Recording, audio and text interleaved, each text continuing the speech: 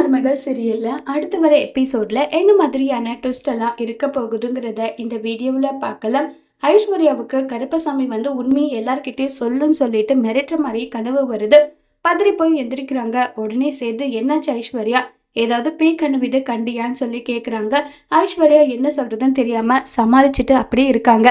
கருப்பசாமி கோவில்ல இருந்து நான் உனக்காக விபூதி எடுத்துட்டு வந்திருக்கேன், இந்தா இதை வச்சுக்கோன்னு சொல்லிட்டு அந்த விபூதியை வச்சது ஐஸ்வர்யா ஒரு மாதிரி பதட்டமாகறாங்க.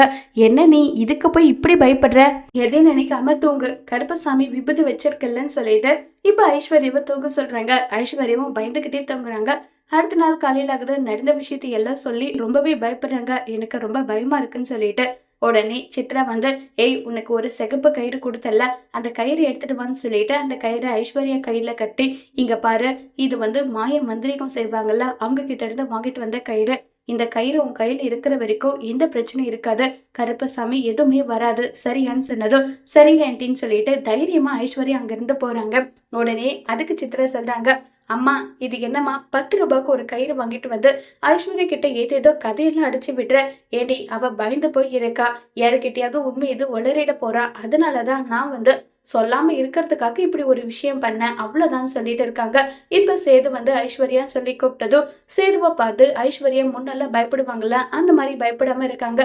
பரவாயில்லையே இந்த கயிறு வேலை செய்து போல, சேது மாமாவை பார்த்து எனக்கு பயம் கூட வரலையேன்னு சொல்லிட்டு ஐஸ்வர்யா தைரியமா இருக்காங்க. இப்ப பயம் பொறுத்துற மாதிரி தாமரையும் சாவித்திரியும் வந்து கத்துறாங்க. ஆனா ஐஸ்வர்யா பயப்படுறதே இல்ல. என்ன நேத்தர கருப்பசாமியை பார்த்து பயந்துட்டு இருந்த, இப்ப என்ன இவ்வளவு தைரியமா இருக்குன்னு சொல்றாங்க. தப்பு பண்றவங்க தான் பயப்படணும், தப்பு பண்ணாத நான் எதுக்காக பயப்படணும், அதுவும் நேற்று வடிச்ச வெயிலுக்கு மைக்கோ யாரா இருந்தாலும் வரும், சரி நான் வரட்டான்னு சொல்லிட்டு ஐஸ்வர்யா தைரியமா பாடுறத பார்த்ததும், என்னம்மா இது 2 பேரும் இவ்வளவு நம்ம நம்பிக்கையா இருந்தோம், இவ ஏதோ ஒரு பொய் மறைச்சிருக்கான்னு சொல்லிட்டு இப்ப என்ன இவ்வளவு தைரியமா இவ போறான்னு சொல்றாங்க. விடடி பாத்துக்கலாம், இதுல போயிட்டு என்ன இருக்கு பாத்துக்கலாம் விடுன்னு சொல்லிட்டு அங்க இருந்து கிளம்பி போறாங்க.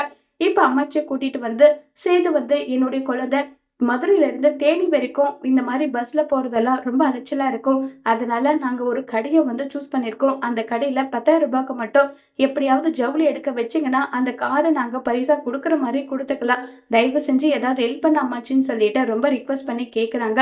இதை கேட்டதும் சரிடா நீங்க கவலை விடுங்க, எப்படியாவது அவங்கள 10,000 ரூபாய்க்கு ஜெயிலி எடுக்க வேண்டியது என்னுடைய கடமை, நான் பாத்துக்கிறேன்னு சொல்லிட்டு இப்ப நேரம் அம்மாச்சி யோசிச்சுட்டே இருக்காங்க. நல்லா இருக்க சேரிய கிழிச்சு விட்டுட்டு, ஏ வசந்தி ஒரு நூறு ஊசி இருந்தா கூட, என்னுடைய துணி ஒண்ணு கிழிஞ்சிருக்கு அதை நான் தைச்சுக்கணுன்றாங்க, என்னது கொடுங்க நான் தைச்சு கொடுக்குறேன்னு சொல்லிட்டு தனம் கேட்குறாங்க. இந்த சீலை தான் எடுத்து ரொம்ப நாள் ஆச்சா, அதான் கிழிஞ்சு போய் கிடக்கு, அதை தான் தைக்கணுன்றாங்க.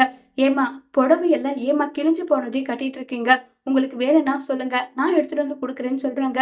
இருக்கிற இடத்துக்கு ஏற்ற மாதிரி வாழை பழகிக்கணும் இல்லைன்னு சொன்னதும் உடனே யோசிச்சு பாக்குறாங்க. தமிழ் பட்டு புடவையா அம்மாச்சி கட்டிட்டு இருந்தது எல்லாம் யோசிச்சு பார்த்துட்டு, இப்பவே கடைக்கு போகலாம், எந்த கடைக்கு உங்களுக்கு போகணும்னு தோணுதோ அந்த கடையில போயிட்டு உங்களுக்கு புடவை நான் வாங்கி கொடுக்குறேன் அம்மாச்சின்னு சொல்லிட்டு நேரா கடைக்கு கூட்டிட்டு போறாங்க.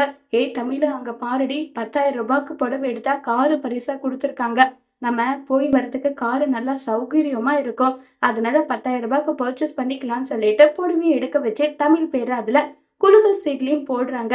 இப்ப தமிழுக்கு காரு பரிசா வருமா, அந்த காரை கொடுக்கறது சேதுங்கிற விஷயம் மட்டும் தமிழுக்கு தெரிஞ்சா தமிழ் இந்த காரை எடுத்துப்பாங்களா இல்லையங்கிறத வரப்போற எபிசோட்ல வெயிட் பண்ணி பார்க்கலாம். தேங்க்யூ.